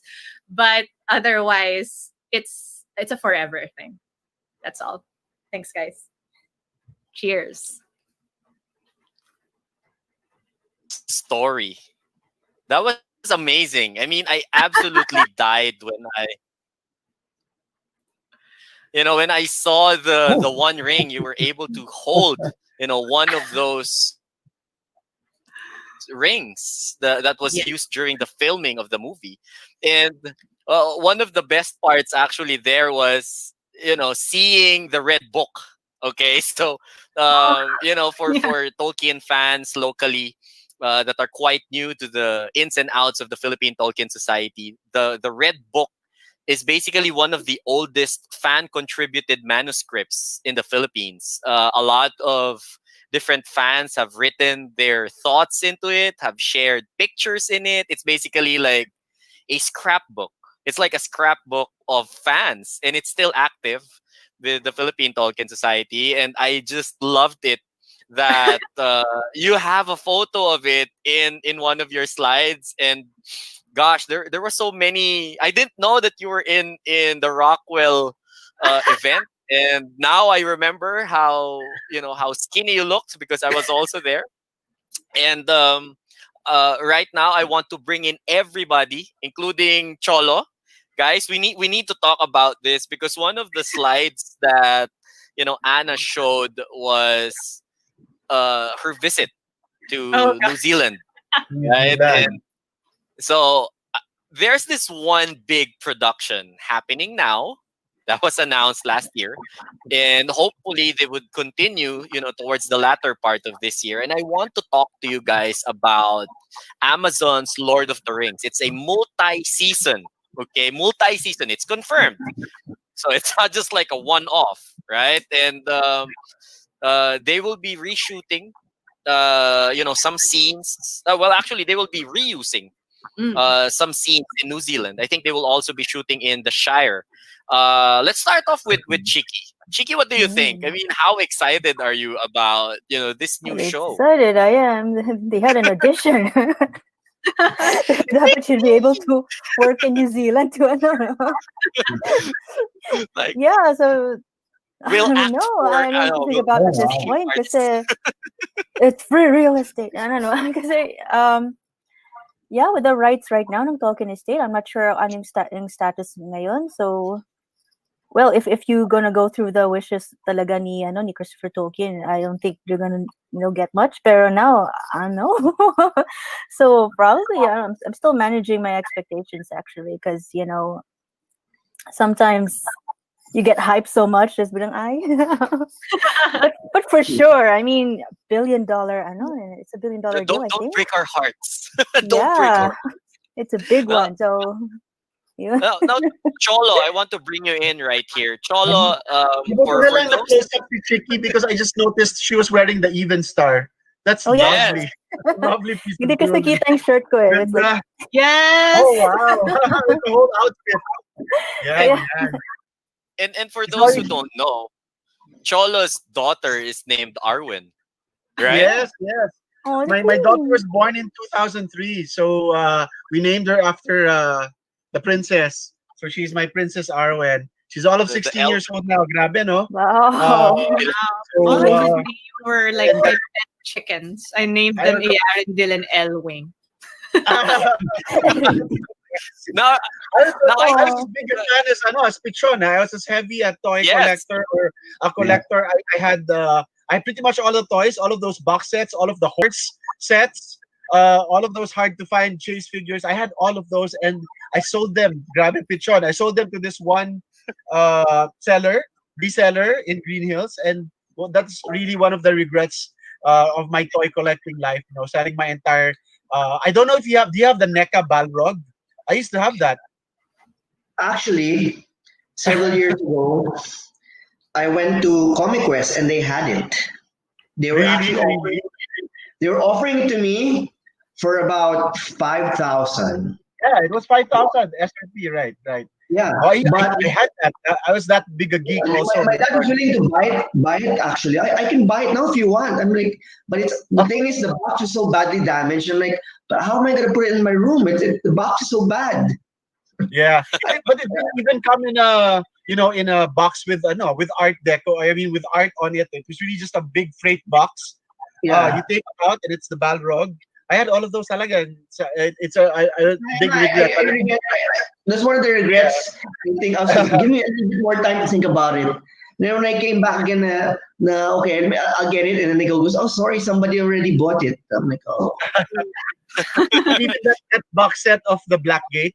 Diba the Mouth of Sauron is Yeah, he has that. did He not has come that. out in the cinematic version, diba? It only came out Yeah. in the he only The came out in extended. the extended version. So Extended. that's there. Yeah. So hold on to that. But So by the way, yun. I mean, like Pichon's son is also has like a Tolkien themed name. Can you tell us Yes. about it? Thorin. My Thor. son's name is Thorin. Actually, I just changed his name a little bit. Instead of using and Thorin, I named him Thorin because Thorin also in German means thunder. So Thorin is a derivative. It means thunder in German. Thor. So he's your young thunder. Yeah, I wanted my son to have a strong warrior name. And who else? I mean, I love Thorin's do you call this intro from rising. I mean, from almost falling down from grace, and then the end. I mean, no. I have to agree. Well, I I'm also guessing. love- I'm I guessing also that love- Anna might eventually plan for like a Tolkien Yeah. themed name for her kid, Oh, in the definitely. future. But I also love that you're Girl. getting married this year. And it's I hope that it will be like a Lord of the Rings team sort of reception, if not the wedding itself, diba? But I ano wish ba I yan? could capture more of it, but the husband to be is a Star Wars fan, as am I. Nothing wrong about it. So Nothing we kind of like Who isn't a Star Wars fan? I think if you ask me, those are the two best favorite. They call this in my. I mean, two best movies ever for me. I mean, the best Franchise. franchise. Yeah. Well, you guys have your kids named after Tolkien. I have to bring in my own. So shout outs to my daughter. She has an elven name. Dylan is named Losiel. She has a elven name which means daughter of snow. And then the youngest, my son, actually has a Christian, like baptized name, Dwayne Mark Rohan. And I think Chiqui is one of the godmothers. Oh man, you telling me now? But, magpadala na again, the influence of Tolkien just really permeates everywhere. From having elven script in your work, and then like having. I love the picture of the Lord of the Rings laundry shop. I see that. I see that The laundry shop. rings. Like, That's the laundry hardcore. shop outside UP. So that was where I Yeah, studied. yeah. Because I would bring my laundry there and for that reason. Support your local nerd. you guys still get together? I mean, despite the fact that the fandom has sort of laid low for a while, but hopefully it's going to be big again with the Amazon Prime series. Right. The Philippine Tolkien Society has always been active. You guys have been, regularly getting together, meeting even online. So it hasn't really died down for you guys, I guess. No, I'll speak for the team, for the group. I think over the past, I think Facebook was online since 2009, Right, right? right. Like I signed up for Facebook about the first time it came out, and one of the earliest Facebook groups that was really established there was the Philippine Tolkien Society, and Yeah, there has been we don't have a big population in terms of like members. I guess we're under 1,000, 1,500. It's not even that big of a number, but it's a very warm community. You can post yeah, anything in it and people will actually react. You can post your merch, you can post your fan art, you can post Your memes and memes. stuff, Good. and yeah. like pictures that you see online, news, like news about the new movie. I mean the new TV series, and like me and Pichon, we are also part of a Tolkien themed Facebook group. Actually, groups plural. Like Middle Earth Philippines and Pinoy Mhm. Lord of the Rings collectors, and it's more of merch. Okay, so it's Yeah, more of more. merch. So shout outs to them. So you can see news about upcoming toys and stuff. Their Right, army right. building, but going back to Philippine Tolkien Society, it's just a smorgasbord of everything. You see like elven ears, and even Yeah. star like collection every now and then. So shout outs to the admins. I have to name them. So if you guys are watching, Ian Rojas, Jay Javier, Karen Kunavitz, Tatsi Yeah. Makabuwag. I mean, syempre, Karen Kunavitz is a is a Of course. holdover across many fandoms, and Hector Santiano. But uh, aside from the Philippine Tolkien Society, we really want to invite a lot of the younger generation. Not Yeah, many of those. I mean, like I was telling our guests, Anna is basically the bridge, from the people that yeah. actually caught Lord of the Rings in theaters. Because I think Pichon, did your younglings ever get to No, watch The Hobbit no, in because the cinema? right now my son is 6. Also, he Oh, never wow, caught So it. wow. no, no, Yeah. no. So the only So It's time almost it's been almost 20 years since the yeah, Fellowship of the Ring. yes. yeah, 2001, the Fellowship of the Ring. So imagine that there's an entire generation now of kids who have no preconceptions yet of Recollection. yeah, unless yeah. their parents let them watch it. and Oh, and they wow. never caught it in cinema. That's the whole thing. I mean, like Yeah. we talk about Peter Jackson's, live action films, and a lot of like kids or like there's an entire generation, as you mentioned, Cholo, that never Yeah. got to experience it in big screen. Big You can screen, watch right. it on a smart TV, or you can watch it on HBO, but this is an entirely different Yes, generation we're the talking experience is about, so and different. yeah, and So it's just that's different. what sort of So makes it different. exciting. This new Amazon Prime series, I was actually reading up on it. It's actually going to be a readaptation of The Lord of the Rings. Is that correct? Or I A also saw prequel. some write-ups It's a that it was prequel. going to be a prequel, so I it think will it's take Yeah. gonna be like a Well, prequel. I think. It's oh, more. parang like a yeah, Like a they prequel, casted a young like Galadriel for that one. yeah. So Yes, hopefully and we'll get to they're see going more to golf or explore about how the fall of Numenor came about. yeah. So Yeah, and the Yeah. map of the right, East right. was more on the Numenor side. yeah, So like, wow, this is Silmarillion Are territory right there. Hmm? entirely new material, or do we Yes. read about this in the Silmarillion, or will it be like Yeah. written purely for the screen? I Or think appendices. what happened based on the press releases I was reading is that it is going to start from the material of what you can find in the Silmarillion and Silmarillion. other quote unquote history books of Tolkien. Of Middle But Earth, they probably are adding scenes that are unique to the series as well because you have to draw it out. It's a series. So right, it's right, And not right. a and of single course, movie. that will allow them to sort of differentiate it from, the material, the original material, and have their own spin. So much like how it's pretty much Peter Jackson's The Lord of the Rings or Peter Jackson's The Hobbit. It's not exactly like a story by story adaptation of what was written in the Yes. books, and which is fine because it gives them a bit of liberty on what they can do. And I want to throw this question to Chiqui. What are your thoughts about them filming it again in the Shire? I'm probably gonna cry. New Zealand. Oh, The It's like- Shire, they're going back to the it's like Shire. seeing an old friend. Yeah, We're gonna see, familiar, places again, especially when they sort of maximize it's a Hobbit. Parang masusan na. It's all like scenery of New Zealand. And you're probably there because New Zealand is. I haven't really been there, pero untouched territory, uncharted isles. I don't know. Parang it's very pristine in New Zealand from what I see. So yeah, so much potential there, and so much, especially much- Tolkien so is much Tolkien feels, was such a so nature much lover. feels. So yun. Yeah. Yeah. I mean, like Anna Alam mo, already sad saw it lang. up close and personal, Mhm. and I think Yeah.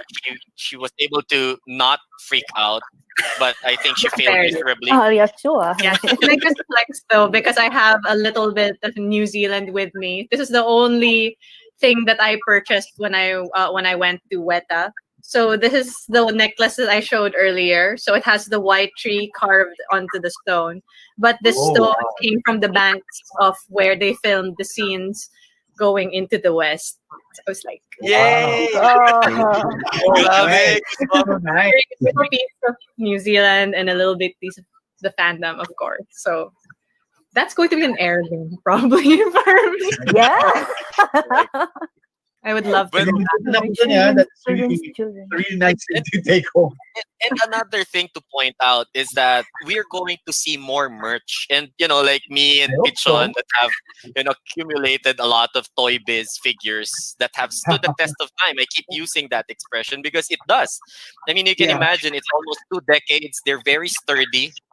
And it's hard to find another toy distribution company that did justice to the Lord of the Rings franchise the way Toy Biz did. And it was hard to find Rich Direct. And Pichon, your thoughts about future merch relating to this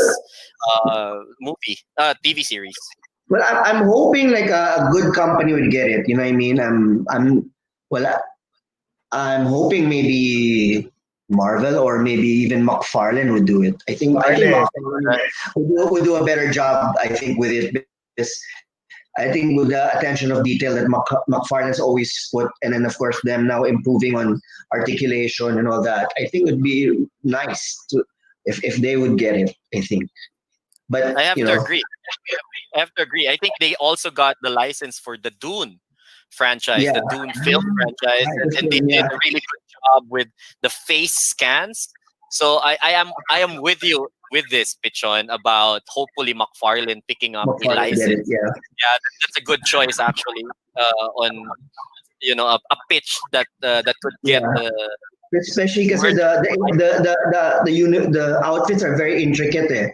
I can't Yeah. see like a Hasbro doing it or a Mattel because I don't think they have that level of detail. I mean, they're good with the comics and the comics like DC and Marvel, but something that will be more intricate in terms of the outfits and the looks. I think a company like McFarlane, I think would do a good job in it with it. That's a good choice. That's a good choice. Yeah. Cholo, I think this is the perfect time to actually run the trivia contest. What do you think? Again, let's do it. I actually, while you guys were talking, I went around the house and I actually found 3 prizes to give away. Woo! Okay. I'm gonna ask each one of you to ask a question that is Lord of the Rings related or something related to your personal experience of it, the way you shared your stories a while ago. So we're gonna give out a couple of books and one very special DVD which I found I had in my collection. Still Grabe. retained. The first thing we will give out is the Hobbit activity. There you go. It's a really nice book. Oh, With like maps and stuff. Grabe. pictures of Activity book. Guardian. That one's well looking. Ano na yan, we love copying it pa, but yeah, it's a nice book to have and read. Brush up on your Hobbit movie history. So this is the first prize that we're giving away. So who's gonna ask the first question? Chiqui? Sige. You All can right. make it Everything's like, like flooding. like an easy question. Probably something for question? the newbies. My newbies. Okay, so The Hobbit had another title. I think it Ooh. was supposed to be one of the titles ng movie, pero they scrapped it out. Pero it had another Okay. title. Yun. So- What was the So title? So the first to answer that gets to have a prize from TOYCON TV, and TOYCON will be announcing the winner. So sila bahala Yes, mamili. you will announce- We don't want any angry fans coming at us with pitchforks about like it should be me. I'm not sure if we can announce the winner right now because we're having a little bit of technical difficulties, but we will be posting the names of the winners soon. If not, as soon as the show is done, then maybe we will post it on our Facebook page. All right, but definitely only one person will get to win. So the Yes. question was, what was the original title of The Hobbit? I mean, as The other, originally yeah. written The alternate title by of The J.R.R. Tolkien. by All Tolkien right. himself. So, Okay. so type your answers, guys. Type it Yeah, in the type chat in your box. answers on the comment. Good Right. luck.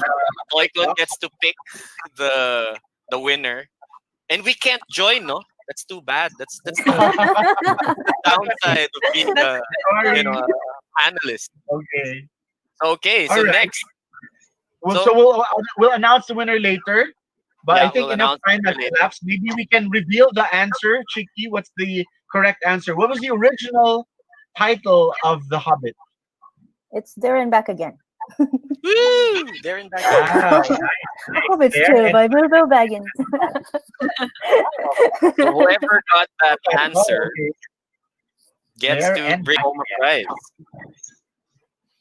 Okay, next. So congratulations to our winner for that one. Okay, we'll make sure that the prizes get to you. Okay, next prize up next is another book. All right, and this one is the Battle of the Five Armies. Grabe, dapat sumali. Complete That's visual visual companion. The visual companion. There Ako na lang sasali. Ako naman answer. Answer my own question. So there you go. Who asked the next question?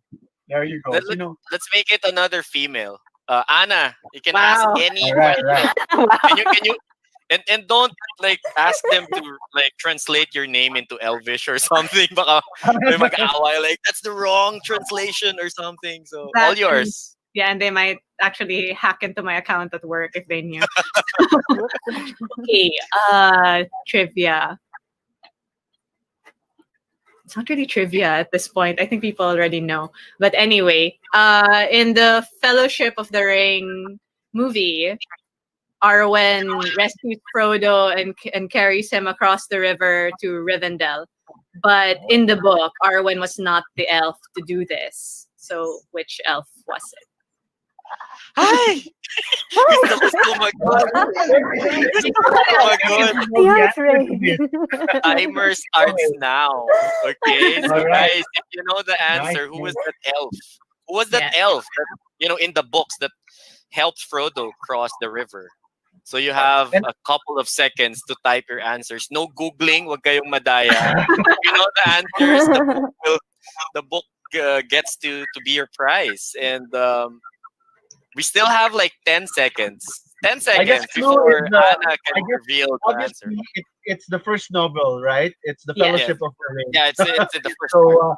if you know the novel, you should know that there was another elf. That's a good question, actually. There Not was another this elf guy. that's carrying. No, no. Not this Casting guy. elf na yun eh, pero hindi siya naging... Nasa card lang siya, nasa gay ano yan. Sa Okay, card din so- siya, diba? Timer is done. All right. So yeah, let's reveal So- the answer. The His answer name- is His name was Glorfindel. Glorfindel. Glorfindel. Cool. Nice. So Parang ano to, congratulations. The lost characters. Glorfindel. Did he come out in the movie? What's it? Cameo. I always wondered if he was the elf standing behind Elrond in that scene in during Aragorn's coronation. I'm not sure if that was him, but people were saying he was casted daw as a game. He was in a card game. yeah. So He was a Glorfindel if card there's in the a card game. card- Like, Wait, I have to look that up. I thought he made an appearance also in the recent video game, but I don't think so. So Really? I have to Well, who check. knows? He might just make an appearance in the new Amazon Prime series because the Oh. fans are immortal, you know. So who knows? They may just make him, one of the main characters. Glorfindel. Actually, Watch yes. out. Chiqui Really? is correct. Chiqui is correct. There's a card game, the tradable card game of Lord of the Rings, and there is Okay. a card with an actual person's face on it. So he is There was an actor that yeah, made it. an actual person. like it's an Nice, actual person. So Nice. it's not artwork. So it's Glorfindel. We don't know who the actor is, I'll but have to look. apparently there's Sad, somebody that got casted as Glorfindel. May So lines pa si ano next- eh. you Si still have Wit- one more So- prize. Lindir. Okay, so we will announce the name of the winner again later on. And my final prize for this episode is, of course, I guess the most appropriate because this is the Fellowship of the Fans. So I found my DVD of Ringers, Lord of the Rings. So this is an original Yes. DVD. Ringers, yeah. This is the documentary of the Lord of the Rings fans, hosted by Dominic Moynihan. Yes. And it has deleted scenes, interviews, what else? Rock and Ringers featurettes, photo gallery. There you go. It has all of the photo features. Ringers, Lord of the Rings fans, DVD. So there you go. For this prize, I guess the final question will be asked by Pichon. Yes. Go ahead, Pichon. So, Kahit madali, kahit mahirap. so what year did they release the Lord of the Rings by the cartoon by Ralph Bakshi? Yay! Grabe. Oh, O yan, nahulaan. Oh, I'm a fan of those cartoons also because I think that this is the only material where there is music associated. I mean, there are songs associated Yeah. with Lord of the Rings, diba? So there were a Yeah. couple of good songs that came out of those cartoons, diba? Yung Yes. Greatest Adventure, Where There's a Whip, There's a Way. Ayan, alam ko yung mga songs na yan, ha? Gondor has no pants. Actually, in the Hobbit, there's the song, the Misty Mountain. They Yeah, yeah. Oh my God. yes. That's why, So- Anna, you have to keep doing that. You have to keep making new music for the Lord of the Rings. I mean, So the- if you were able to keep those compositions of yours, we'd love to hear those. again, the question, just to make sure, the question of Sige, Pichon sige. was what year? What year? What year? So we're talking about a year. Bakshi The cartoon Bakshi siya. Lord of the Rings. Yeah. So we Okay, I have think like enough 10 time. 10 more seconds. 10 more seconds. Okay. Great. So, grabe. So, yung mga nanguhula, alam na yan. Like, palit nung number. Guys, good Sabihin luck. na in the You get the UK. correct version, the correct answer. For the- But, thank you so much, DVD. Toycon. Kayo na mamili, ha, Cholo. Yes, Oh, yan, we'll timer's announce done. the name. Okay, and let's reveal the correct answer, Pichon. I think it was around 1978. Okay. 1978. So, that's it. 8. 1970, di pa ako pinapanganak. Promise. 1980. 1980. At least, di ba, umamin ako. I'm 40. So, di ba? Wow. Carbon dating. Are we But going to talk again- about this really? No. We are entitos and entitas. So thank you so Alright. much, everyone. Congratulations to all of our winners, and we'll send the prizes to you. We'll announce it after the show. What a great episode this has been. Maybe let's end it by having all of you guys give out your final messages. I guess your shout outs, your special someone Yeah. or someone's, and of course invite everybody to once again become part of the fandom, Philippine Tolkien Society, of course. Sige, Glenn, maybe you can Sige, who first? Anna first? Sige, Anna. Anna. Oh, okay. Thank you so much for having me on the show. It was a really fun time. Really enjoyed it. And to everyone who's watching, if you guys are fans, just keep on celebrating the fandom the way that you enjoy and love it best. If it makes you happy and it's about a fandom, then keep doing it. And of course, if you are a fan of the Lord of the Rings and are based in the Philippines or even abroad, please come join the group. The Philippine Tolkien Society is welcoming all humans, elves, dwarves, and any other residents of the Middle Earth. We hope to see you there. Thank you, Anna. Shameless plug. All right. And we have, who's next? Chiqui, please, your final words. Okay, yeah, so I'd like to say hi to the Philippine Tolkien Society. It's my first and foremost geek family. You know, we adulted together, like we would like to say. Kasi tumanda na. And their kids tumanda na rin. And yeah, and there's this thing about fantasy now. They say that it's escapist, but I read this somewhere now. It's like I read escapist fiction like a man would escape prison. So it's a more profound. It's a more profound way when people say, you know, fantasy is escapist, but not really. Yeah, and you know, like how our mythology is formed and all that, and how it reflects our reality. So yeah, so people out there who think na, you know, fantasy is like, you know, no, you want to explore that genre. And Tolkien's world, of course, is, you know, it's a starter pack. Included in your starter pack, Tolkien's world. Tolkien's work, Lord of the Rings, The Hobbit. Yeah, so yeah, enjoying the Philippine Tolkien Society, Filipino fans all over the world, not just in the Philippines. Like I'm right here right now in the States. Come join us. the Philippine Tolkien Society in Facebook. Just type that out, and yeah, we'll be the first search. All right, thank you. You're getting up early today, Chiqui. It must have been an effort for you to join us. I had my coffee right here. No problem, yeah. Have a good day ahead. Thank you for joining us. And Pichon, let's hear from you. Well, thank you for having me. Of course, if you're a fan of Lord of the Rings, the best way to be a fan is to always enjoy the movies. Of course, you can enjoy it by watching by yourself, or of course, the best thing is to always watch it with your family and friends, and of course, get good conversations about, you know, what you guys loved about the movie. I think that's one of the best ways to keep the fandom alive, and of course, support our local groups like the Philippine Tolkien Society. Of course, you can join that group, and you can join Middle Earth Philippines, Lord of the Rings Philippines. Of course, there are a lot of guys, a lot of collectors there, and you know, if you're after merchandise, I think it's also one of the best ways to find them through people who are very passionate about them.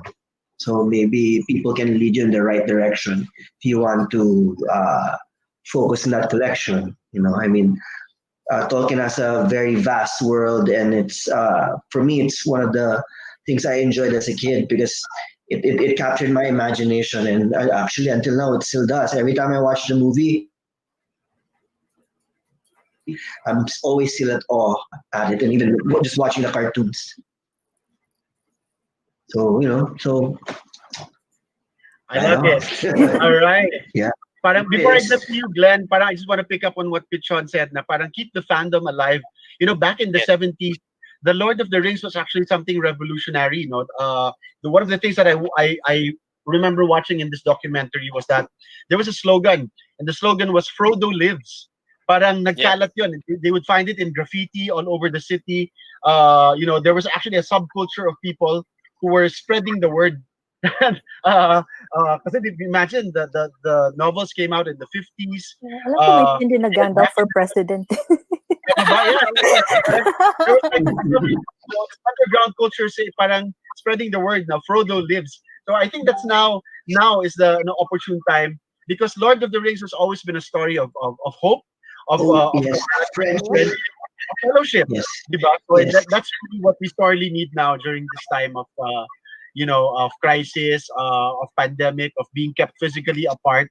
And that's really what TOYCON is all about. You know, the fellowship of the fans is really something very real for us. We want to keep you guys together, enjoying what we all love, what we're very passionate about. Sige. So Glenn, take us out with this. With Maraming your maraming final words. salamat. And again, thank you so much, TOYCON Thank TV, you. for allowing us, Yes. fans to celebrate. And although the Philippine Tolkien Society isn't exactly like a big number in terms of online population, it's an important place that we have our little safe haven, I guess, for fans to be, just to really appreciate and celebrate and geek talk almost 24/7, as long as it's online. And I have to really give this like really quick shout out to most of the members of PPTS, the Philippine Tolkien Society, that I've interacted with, especially some of the admins and some of the eldars, as we would like to call them. Vicente Velasco, Shani from Manila International Book Fair, and Pop Hub. I love you. Thank you so much for the showing us love. Hopefully sa TOYCON makapag-participate na rin ng TPTS in a larger scale. We have Ayn Yes, Dagny, yes.